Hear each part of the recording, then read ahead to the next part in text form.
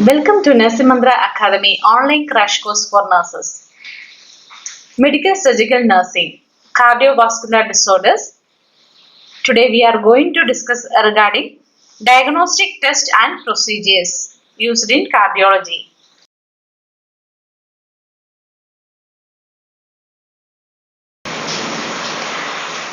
What are the diagnostic tests which is using in the cardiology? Cardiac enzymes, CKMB and troponin, LDH, CBC, blood coagulation factors, serum lipids we will check, and serum electrolytes, BNP, chest X-ray, ECG, then Holter monitoring, echocardiography, treadmill test, digital subtraction angiography, nuclear cardiology, magnetic resonance imaging, cardiac catheterization and angiography, central venous pressure monitoring. So we will move through all of these diagnostic tests. First we can see the cardiac enzymes. CKMB. CKMB, that means creatinine kinase, muscle and brain. That is a full form for CKMB.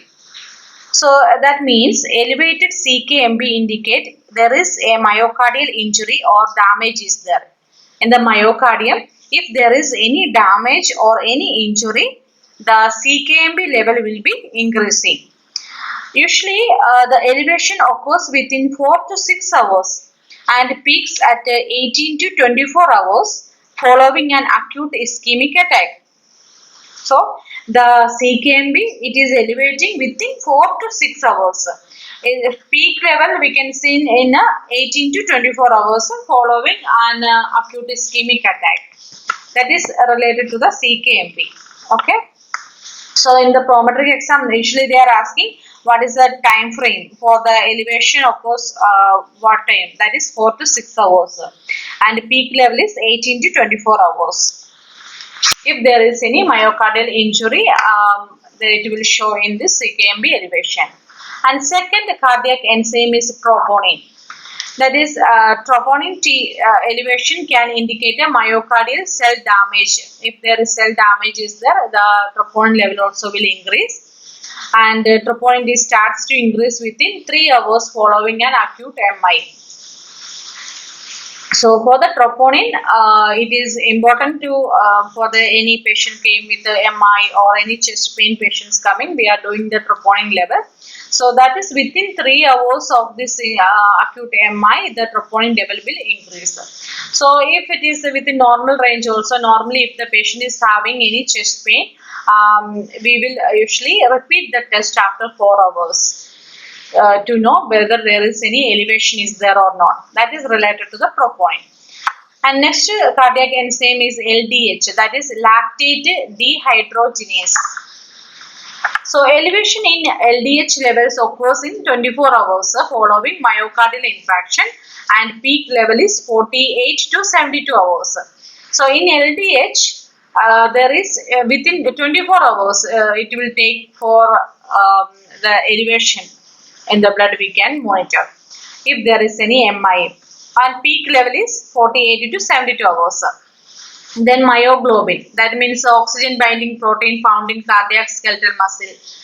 That myoglobin level rise within 1 hour after cell death, and that peak level is 4 to 6 hours and return to normal within 24 to 36 hours. Then another test usually we are doing, that is CBC will be monitoring for this cardiac cases. There is white blood cells, as you know, that the TLC count, if it is increasing in the infections or any inflammatory disease of the heart, and after myocardial infarction, there will be slight changes in the TLC count. Then this red blood cell count decreases in rheumatic heart diseases and all, and infective endocarditis. Then increase in conditions where there is inadequate tissue oxygenation, like that we can see in it regarding CBC. Then blood coagulation factors also usually doing during this MI process, they are checking this coagulation factors. PTA, PTTI, NR and all. Serum lipids, in that usually they are monitoring the cholesterol, triglycerides, lipoprotein, then low density lipoprotein, high density lipoprotein and all monitoring normal values. Then HDL, LDL, all the values it is monitoring, that is very important in cardiac cases. Then electrolyte levels, potassium level, whether there is any hyperkalemia, because hyperkalemia it will cause asystole and ventricular dysrhythmia and all it will cause. Then hypokalemia is there or not. Hypokalemia will cause ventricular dysrhythmias and increase the risk of digoxin toxicity.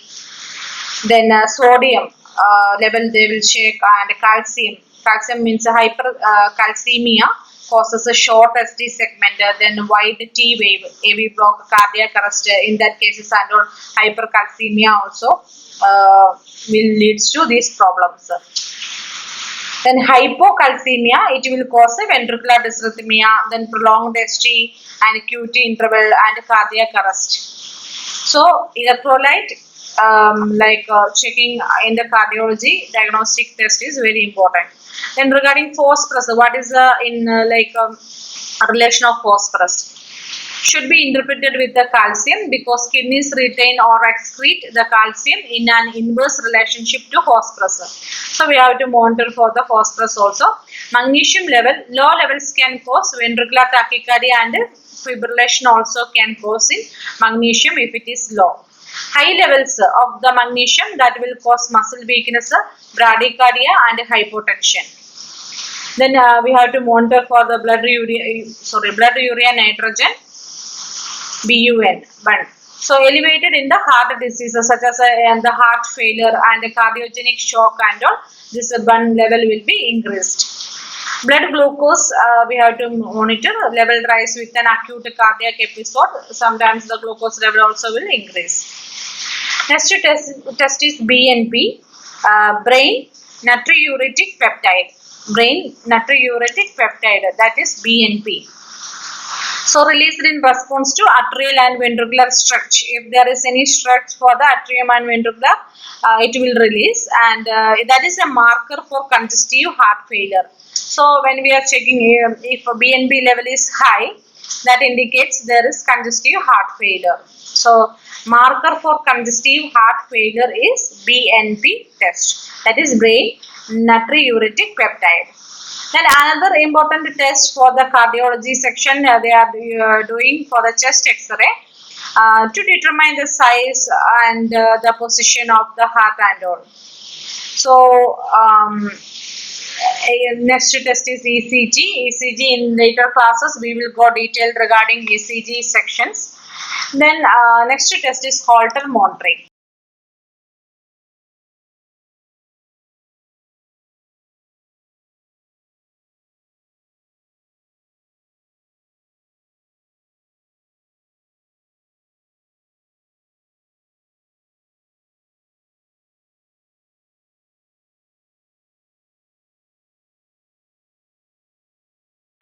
So Holter monitoring is an non-invasive test in which patient wears a Holter device. You can see here the patient wears the Holter device, and the ECG is recorded continuously over a period of 24 hours. The patient should not restrain from daily living activities. Okay, so this electrodes is attached to the chest at doctor in the hospital, and wires attach electrode to small portable recording devices. So it can be keep in the pocket, and we can the patient can do all the activities how he is doing daily. Okay, but he should not shower. So we have to educate, nurse has to educate the client that he should not shower when it is Holter monitor kept in his body, and record all the activities and symptoms for 24 to 48 hours. If he experiences any chest pain or any breathing problem, or when he is doing activity, whether he feels a palpitation or anything, if any particular symptom is there, he has to write that, he has to record it. Okay, and what all the activities he has done with this time to this time, what is done. Okay, all these things has to record it, and next day he has to come back to the hospital or the clinic, and he has to replace this device to them and they will monitor the ECG graph. Okay, so the activity, the rhythm changes and all will monitor. According to that, they will identify the condition of the patient. If you did subscribe Nursing Mantra YouTube channel until now, please subscribe now and enable the bell icon to get updated videos and notification. Then next test is echocardiography. All we know that 2D echocardiography, that is also a non-invasive procedure for evaluating the structure and the functions of the heart. So it's same like ultrasound. It's basically the functions or principles of the ultrasound. So heart chambers will be measuring ejection fraction. What is ejection fraction will be calculating. Then flow gradient across the valves also it will be determined in echocardiography. So we have to educate the patient. Yes, has to educate the patient that you have to lie still. Then ask the patient to breathe normally and relax. Then advise the patient to avoid talking during the test. All these things. Okay. Always the sided towards the cardiographer, the patient should be. Okay, all these things we have to inform the patient. This is related to the echocardiography. Then another test is a stress test or treadmill test.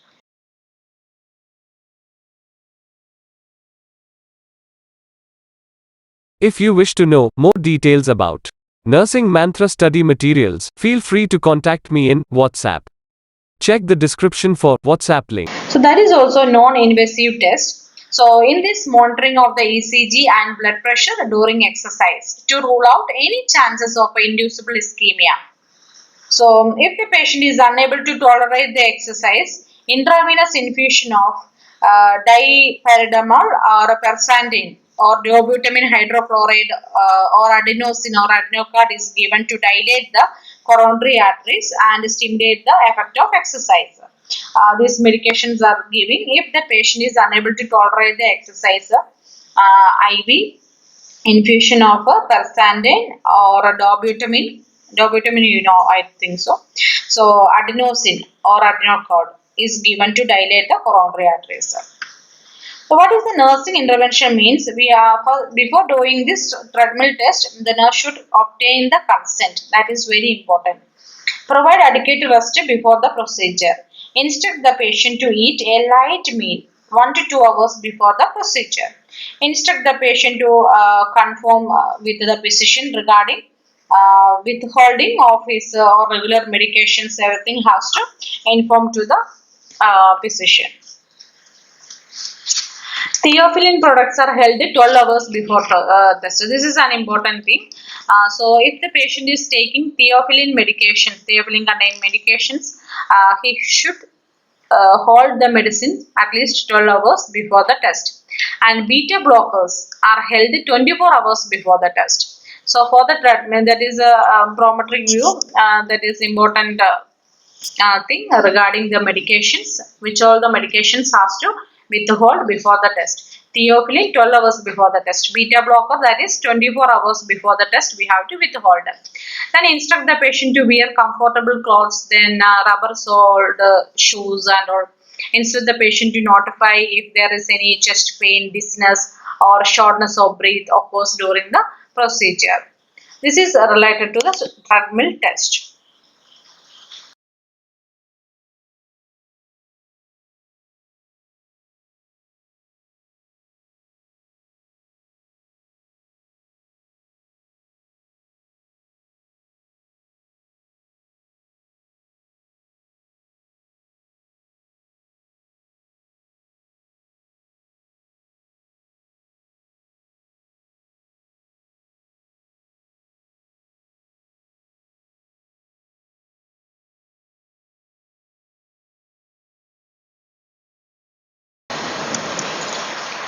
Next is digital subtraction angiography. So in this digital subtraction angiography, a contrast means it is a dye, okay, that is injected and a combination of X-ray techniques and a computerized subtraction technique with the fluoroscopy is used to visualize the heart and arteries. So you can see the images here for the digital subtraction angiography.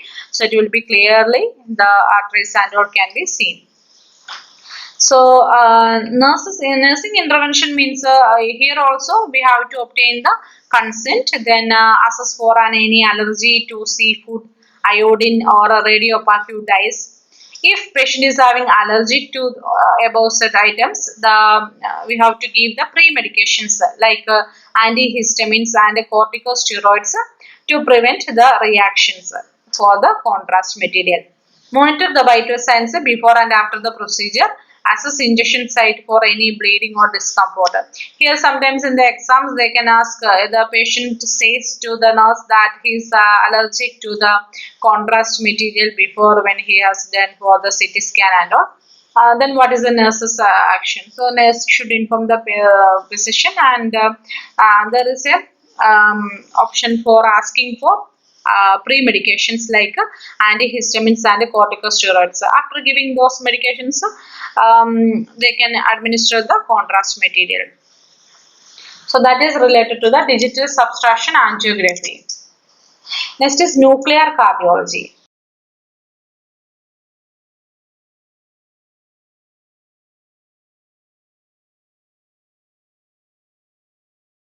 Common tests include technetium pyrophosphate scanning, thallium imaging, and multi-gated cardiac blood pool imaging for the cardiovascular assessment. So here they are using we can say that thallium imaging and that is pyrophosphate scanning. What is the nursing intervention means? We obtain the informed consent, then inform the patient regarding the test and tell that amount of radioisotope and the radiation exposure is very minimal. The patient will be more stress related to the radiation exposure. But we have to inform the patient that the radiation exposure is very minimal. Then monitor the vital signs before and after the procedure. Assess the injection site for any bleeding. Inform the patient that fatigue is possible. All these things are the nursing intervention for a nuclear cardiology. Then MRI. MRI, like that also a non-invasive diagnostic test. So in MRI, it is done through interaction of magnetic fields, radio waves and atomic nuclei. So it provides the information on heart chamber size and thickness, walls, ventricular function and blood flow through the great vessels and coronary arteries. You can see here the images of the heart, how beautifully it is showing here for the MRI scan. So what is the nursing intervention for MRI scan means here also we have to obtain the informed consent. Some of the hospitals the radiographer will get the consent also. Check for any pacemaker or any other implanted items which is contraindicated for the test. All the MRI tests, this pacemaker and the implanted items are contraindicated. So we have to ask the patient whether he is having all items. Ensure that the patient has removed all the metallic objects such as watch, jewelry and metal hair clips, mobile coins, everything he has removed. We have to make sure before the test. Inform that if he is having claustrophobia. Claustrophobia means fear of closed spaces while in the scanner, because in the MRI scanner machine it's kind of closed space and more sound also will be there. If the patient is having claustrophobia,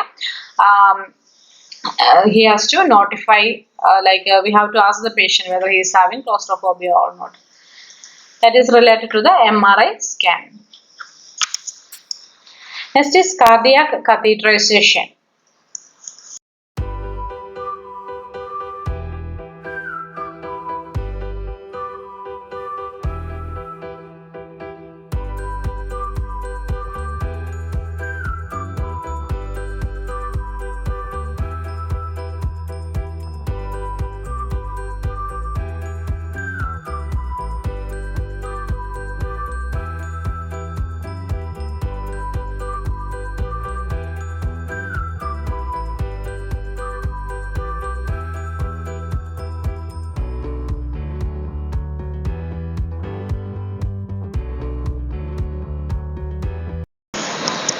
So in cardiac catheterization, it is an invasive test.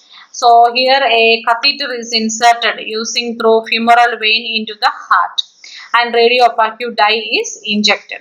So from in the femoral vein, a catheter is inserted and it is reaching into the heart. Okay, and radiopaque dye will be injecting. So that will give the information about the heart chambers and heart valves and coronary circulation, how effective it is.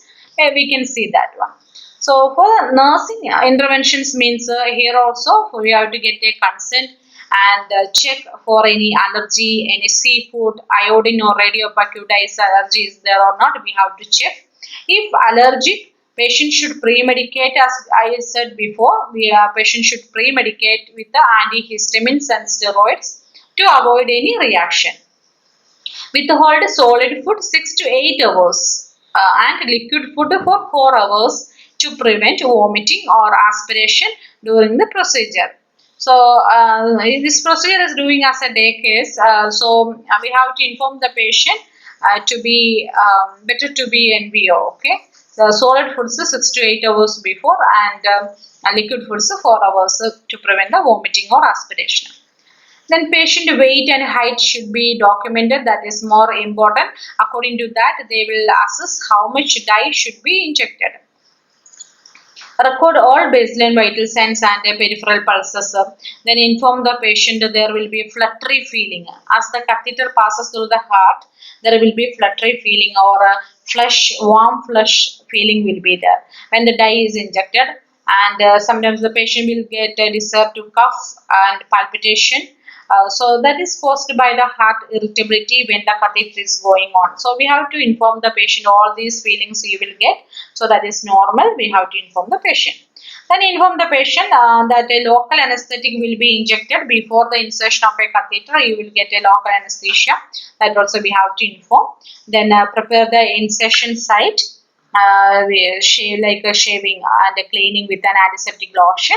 Then if the patient is on metformin, that is glucophage, okay, metformin, this should be held 48 hours prior because there is a risk of lactic acidosis associated with iodine dye. So when the iodine dye is injecting, if the patient is diabetic and the patient is taking metformin, this metformin will interact with this dye and there is a risk of lactic acidosis will be there. So if the patient is diabetic and especially taking glucophage, inform the patient to withhold the glucophage 48 hours prior. That means 2 days prior.